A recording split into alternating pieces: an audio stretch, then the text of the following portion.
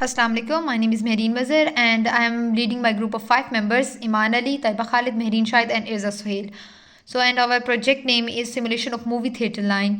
Basically, we try to apply the mechanism of handling customer using queue data structure, and we do it using 5 techniques of queues: round robin technique, batch processing technique, input restricted technique, priority queue technique and last one is running in Q technique.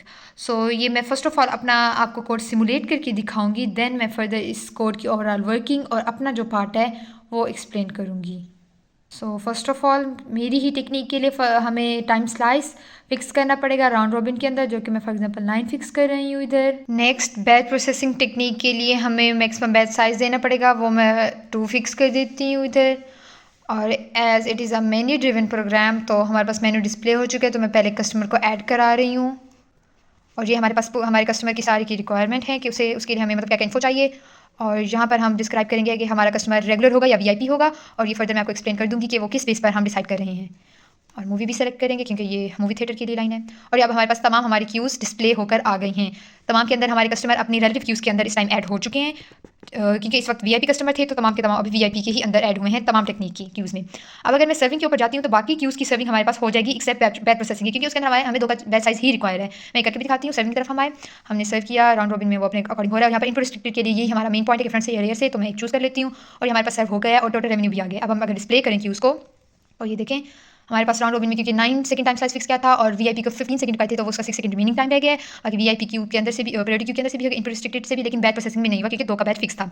अब मैं further add कराती हूँ customer को। अब ये customer हम अपना regular ले लेते हैं।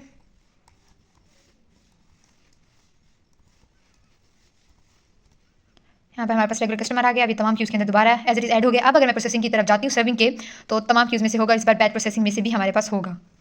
और ये अब यहाँ पर 2 का बैच सर्व हो गया हमारे पास, और बाकियों में से भी हो गया, तो मैं डिस्प्ले करा देती हूँ तमाम क्यूज़ को। ये डिस्प्ले भी हो गई हैं तमाम की तमाम क्यूज़, और रेवेन्यू भी हमारे पास साथ के साथ जनरेट होता आ रहा है।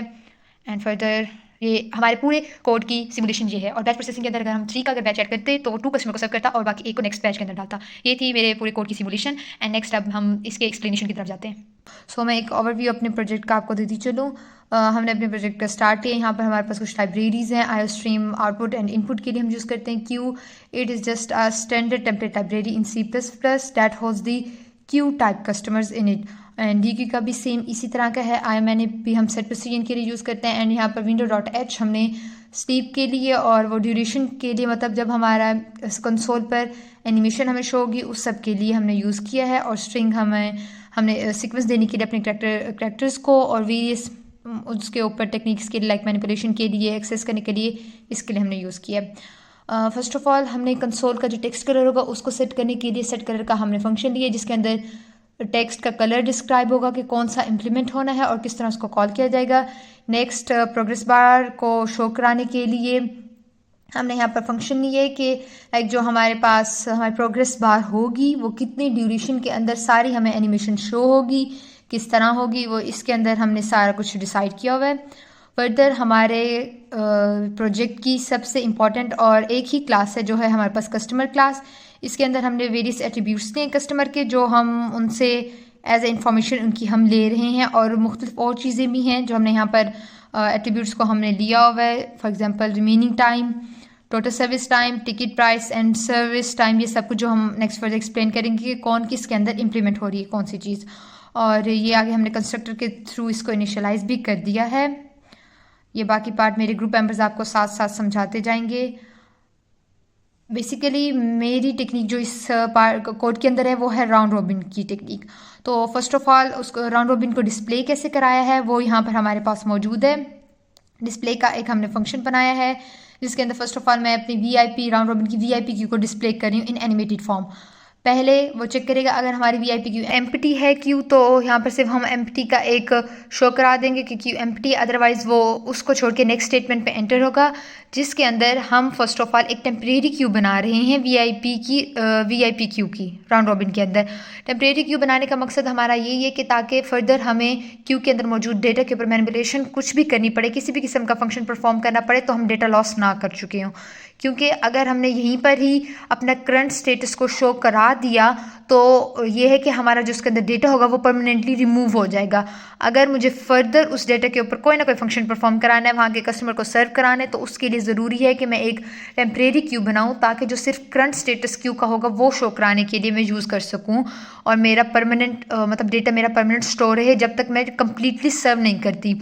तो और यहाँ पर हमने जो ऊपर क्यू की लाइब्रेरी यूज़ की थी उसको यहाँ पर यूज़ करते हुए कस्टमर टाइप डेटा को स्टोर कराने के लिए ये हमने मतलब एक टेम्परेरी क्यू भी उसी डेटा की हमने बनाई है, कस्टमर टाइप डेटा की, जो वीआईपी राउंड रॉबिन क्यू के तमाम डेटा को अपने अंदर कॉपी करेगी और फर्दर डिस्प्ले करने के लिए हमारे पास ये यूज़ होगा।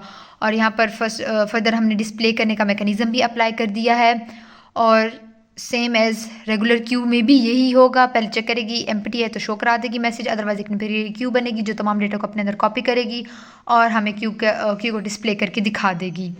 आगे हमारे पास कस्टमर तमाम क्यूज़ के अंदर कस्टमर ऐड करवाने का फंक्शन है। हमने उसके तमाम क्यूज़ का रेफरेंस देकर उसको अंदर आर्गुमेंट के तौर पर हमने पास कर दिए इसके अंदर, और बाकी वेरियस थिंग्स जो हम इंफॉर्मेशन के तौर पर कस्टमर से लेंगे वो चीज़ें भी पास कर दी, फॉर एग्जांपल उसका नेम, उसकी कॉन्टैक्ट इन्फो एंड एट्सेट्रा। तो बिकॉज ये हमारा एक मेन्यू ड्रिवन प्रोग्राम है तो फंक्शन जब हम मतलब ऐड करवाएंगे कस्टमर्स को तो उनकी कुछ हमें इन्फॉर्मेशन गेट करनी होगी, वो तमाम इन्फॉर्मेशन हमारे पास ये है। और सेकेंडली हमारे पास क्योंकि यहाँ पर दो क्यूज़ हैं, VIP Q and regular Q, तो वीआईपी क्यू में हमारे वही कस्टमर इंक्लूड होंगे जो प्रीमियम टिकट भी हमसे बाय करेंगे और हमारी मेंबरशिप भी लेंगे। अदरवाइज वो तमाम के तमाम कस्टमर हमारे रेगुलर क्यू के अंदर ही आएंगे। और फिर हमारे पास मूवीज़ के ऑप्शन भी मौजूद हैं जो कि कस्टमर अपनी मर्ज़ी से सेलेक्ट करेंगे और उसी मूवी के अकॉर्डिंग उन्हें ये मतलब 1 2 3 4 5 ये चूज़ करना होगा और उनके पीछे हमने मूवीज़ नेम रखे हुए हैं तो वो ऑटोमेटिकली चूज़ हो जाएंगी उसके लिए। और जो अब यहाँ पर set pre defined service time है, ये मेरी ही टेक्निक राउंड रॉबिन के लिए है कि हम रेगुलर को कितनी देर के लिए सर्व करेंगे और वीआईपी को कितनी देर के लिए सर्व करेंगे। वीआईपी को क्योंकि हम थोड़ी प्रायोरिटी दे रहे हैं तो उसे हम थोड़ा जल्दी सर्व करेंगे, उसके लिए हमने 15 सेकेंड फिक्स किए हैं और रेगुलर के लिए हमने 20 सेकेंड सर्व किए हैं। और फर्दर यही जो मैं आपको ऑलरेडी बता चुकी हूँ, अगर प्रीमियम टिकट ली हुई होगी और मेंबरशिप होगी तो उसे हम वीआईपी क्यू के अंदर डालेंगे और उस टिकट की प्राइस $15 है।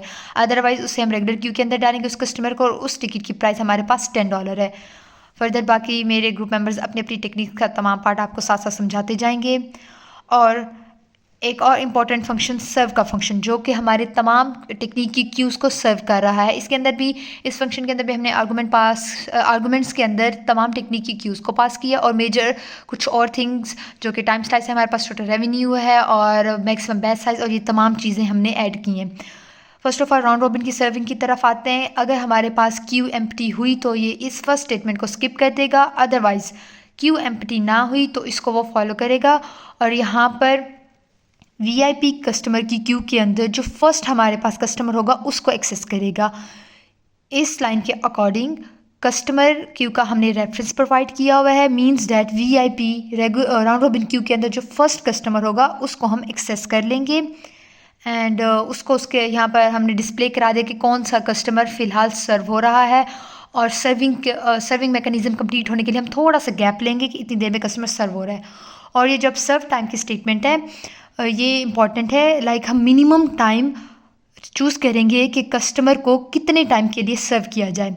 यहाँ पर टाइम स्लाइस वो है जो हम फिक्स करेंगे जब हम अपना प्रोग्राम रन करेंगे। तो फर्स्ट ऑफ ऑल हमसे टाइम स्लाइस पूछेगा, वो हम अपना फिक्स करेंगे कि हमें कितना एक कस्टमर को कितनी देर के लिए सर्व करना है।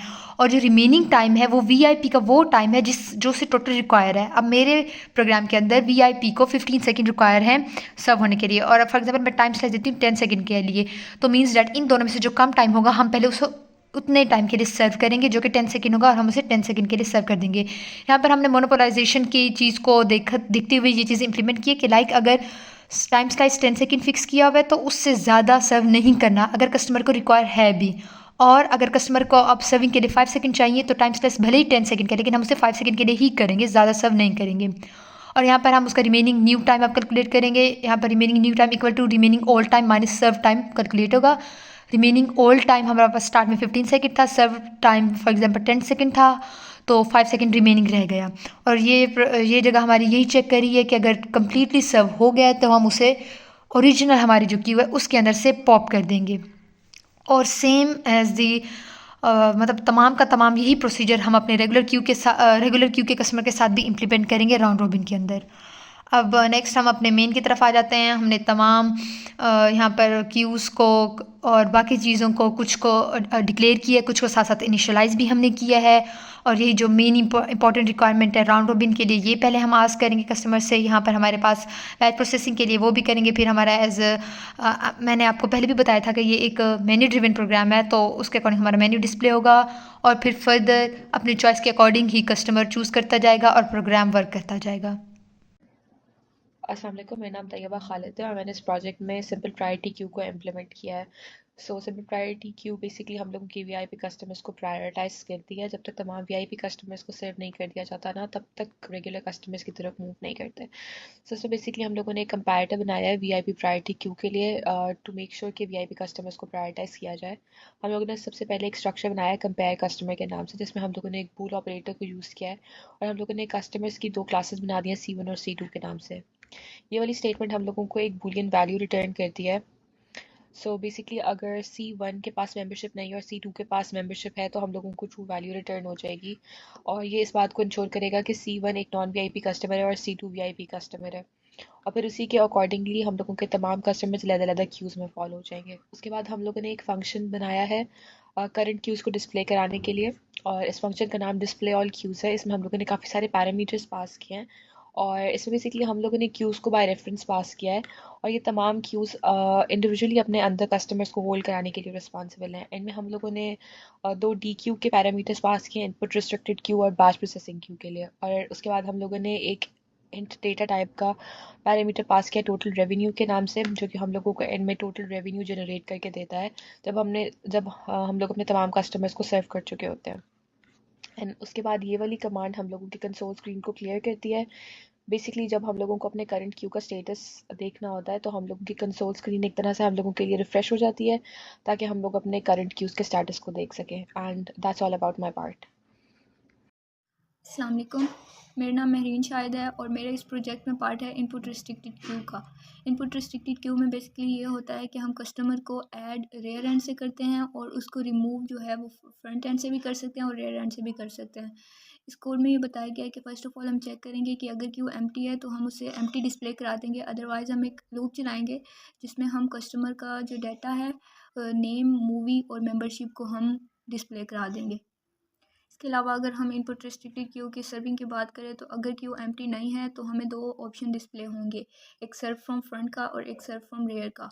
और चॉइस होगी, अगर वो चॉइस यूज़र चॉइस 1 करता है तो हम कस्टमर को फ्रंट से सर्व कर देंगे और पॉप फ्रंट के फंक्शन से हम उस कस्टमर को क्यू से डिलीट कर देंगे।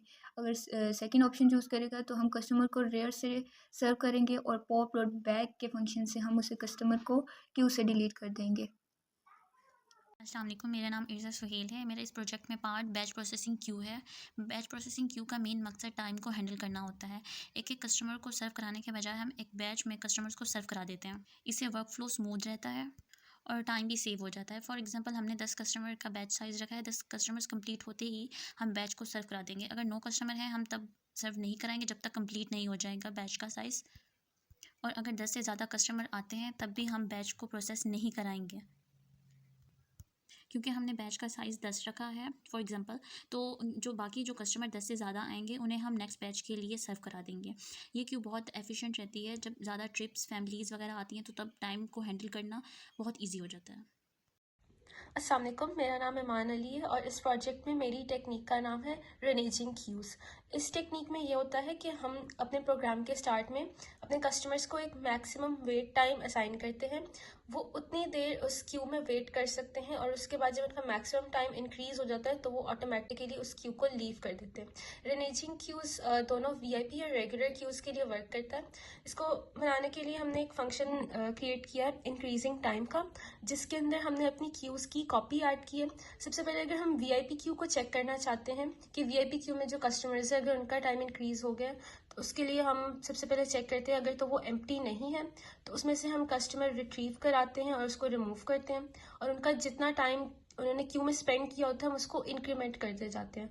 उसके बाद हम चेक करते हैं अगर उनका जो क्यू में टाइम उन्होंने स्पेंड किया अगर वो उनके मैक्सिमम वेट टाइम से इंक्रीज़ हो गया, तो उस कस्टमर को ऑटोमेटिकली रिमूव कर दिया जाता है।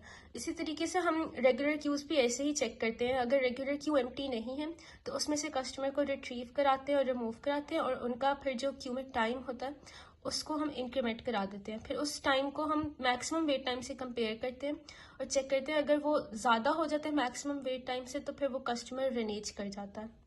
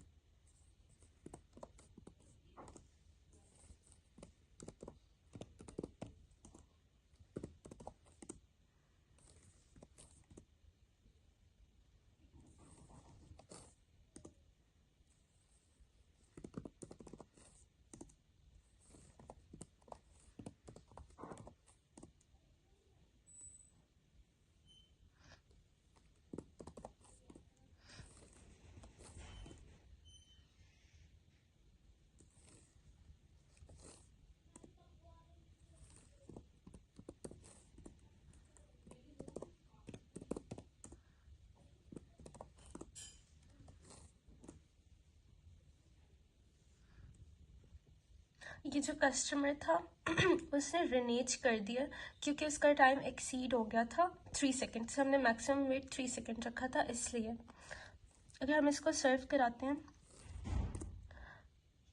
तो फिर उस क्यू में से मतलब उसकी जो स्टेटस, उसका जो डिस्क्रिप्शन थी सारी वो रिमूव हो जाएगी क्योंकि वो रिनेज कर गया था।